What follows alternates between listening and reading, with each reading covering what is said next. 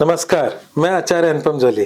वृश्चिक राशि वाले लोगों के लिए आगामी सप्ताह का राशिफल लेकर आया हूँ। वैसे तो गुप्त नवरात्रि भी शुरू हुई है, तो आप सबको गुप्त नवरात्रि की शुभकामनाएँ, बसंत पंचमी की शुभकामनाएँ। माता रानी आपको खूब सुख, शांति, समृद्धि प्रदान करे।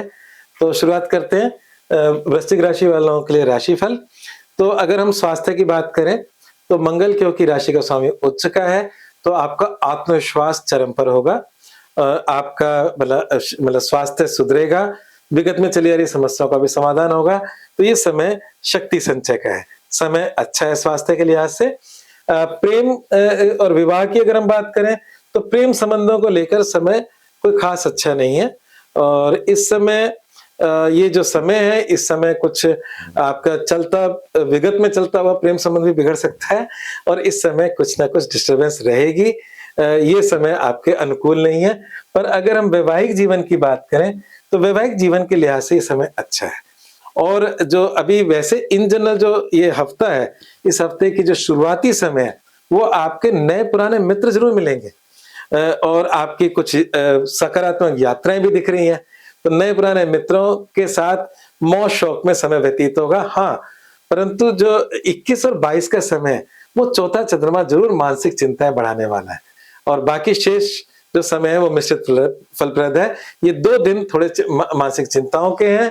और अगर हम व्यवसाय और नौकरी की बात करें, तो व्यवसाय और नौकरी में नए-नए चैलेंजेस आ रहे हैं।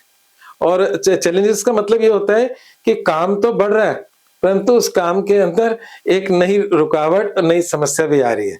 तो उन सब समस्याओं के समाधान के लिए मुझे ऐसा लगता है कि आपको कुछ उपाय ज़रूर करने चाहिए। अपने व्यापारिक स्थल पे भी कुछ उपाय करने चाहिए। तो कभी-कभार वहाँ की नेगेटिविटी को खत्म करने के लिए आप नमक के पानी का पोंछा लगा सकते हैं। ये बात इसलिए बोल रहा हूँ कि जो अभी जो समय चल रहा है, उसमें व्यवसाय के अंदर इसी प्रकार की कुछ समस्याएँ आ सकती हैं। जैसे व्यवसाय को नज़र लग गई, तो आपको करना क्या है, एक सूखा नारियल लेना है और सूखा नारियल आपके व्यवसाय प्रतिष्ठान के सामने खड़े होकर एंटी क्लॉकवाइज़ 21 बार घुमाना है और उसको जला देना है। तो जो भी छोटी-मोटी समस्याएँ होंगी, वो आपकी ठीक हो जाएँगी। नौकरी के अंदर कुछ चैलेंजेस होंगे, आपको अपने बॉस के साथ नहीं बिगाड़नी है, अपना धैर्य बना के रखना है। अगर आपने इस हफ्ते धैर्य बनाए रखा, तो बॉस के साथ भी सब कुछ निभ जाएगा। तो बात करते हैं मतलब धन की और एजुकेशन की और भाग्य और समाधान की। तो धन के लिहाज से समय मिश्रित है, ठीक-ठाक है, कहीं कोई दिक्कत नहीं है। जो चल रहा है वो चलता रहेगा।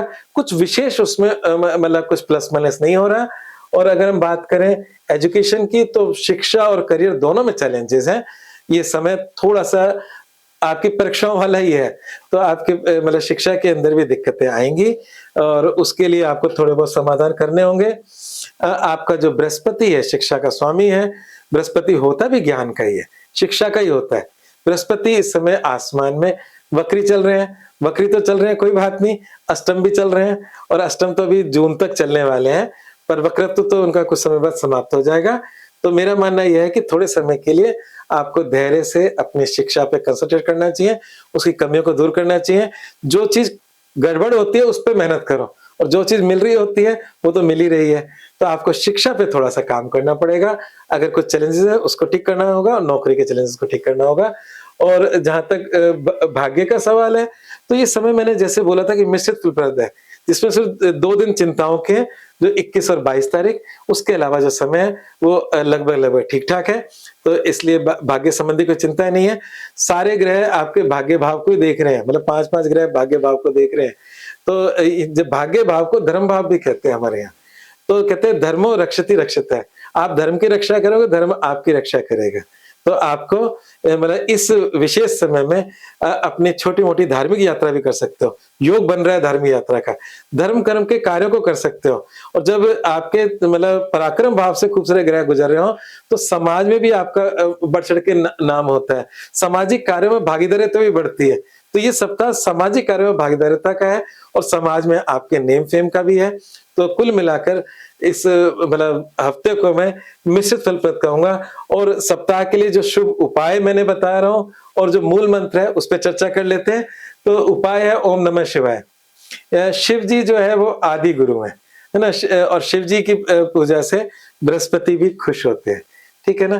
तो वैसे शिव जी को लोग सोमवार से जोड़ते हैं, सोम चंद्रमा को कहा जाता है और चंद्रमा एक फीमेल प्लैनेट है और वो माता पार्वती से जुड़ता है और पार्वती जी तभी खुश होते हैं जब हम शिव खुश हैं और शिव जी के मस्तिष्क पे चंद्रमा विराजित है और शिव जी की जटाओं से गंगा निकल रही है, जो कि ब्रह्मलोक से अब मतलब पृथ्वीलोक पर आई तो उनकी जटाओं में समाई। तो कहने का तात्पर्य ये है कि अगर हम चंद्रमा और बृहस्पति दोनों की बात करें तो उसमें शिव बड़े कारगर साबित होते हैं। तो शिव जी की पूजा से आपकी छोटी-मोटी समस्या दूर होंगी। ओम नमः शिवाय का जाप निरंतर करें। ये वैसे भी एक मूल मंत्र है और इसे बोलते हैं पंचाक्षरी मंत्र। नमः शिवाय 5 अक्षरों का होता है। बहुत आपके जीवन में समृद्धि देने वाला है, सुख शांति देने वाला है, मानसिक चिंताओं को दूर करने वाला है। और आपका मूल मंत्र है धार्मिक ग्रंथों का पठन पाठन नित्य करें। जैसे मैंने कहा कि आपकी धार्मिक यात्रा हो सकती है, तो धार्मिक चीजों में अगर थोड़ा-सा मन लगाएँगे तो आपके ये जो हफ्ता है और अच्छा हो जाएगा। यही आपका इस हफ्ते का मूल मंत्र है। आज बस इतना ही, पर मेरे वीडियो अगर आपको अच्छा लगा हो तो उसे लाइक भी करें, शेयर भी करें और मेरे चैनल को सब्सक्राइब करना बिल्कुल ना भूलें। सब्सक्राइब करेंगे तो आपको हर हफ्ते का राशिफल इसी प्रकार प्राप्त होता रहेगा। धन्यवाद।